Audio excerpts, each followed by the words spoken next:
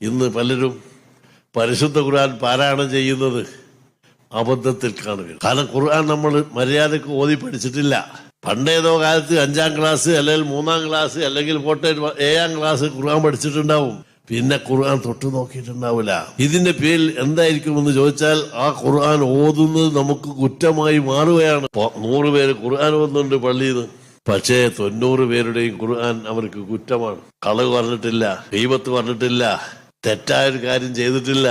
നല്ല മനുഷ്യനാണ്. പക്ഷെ അയാൾ ചെയ്ത തെറ്റെന്ന് വെച്ചാൽ ഖുർആൻ ഓതി എന്നുള്ള ആ തെറ്റ്. എന്തുകൊണ്ട്? ആ ഖുർആൻ തജ്വീദ് പ്രകാരം പഠിക്കണം.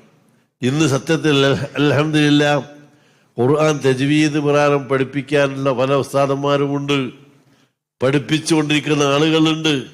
പക്ഷേ നമ്മളത് ശ്രദ്ധിക്കുന്നില്ല. നമ്മളൊരു പക്ഷെ ആ ക്ലാസ്സിന് പങ്കെടുക്കുന്നില്ല.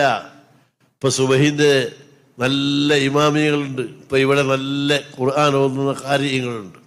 അവർ തജ്വീദ് പ്രകാരം ഖുർആൻ പഠിച്ചവരാണ്.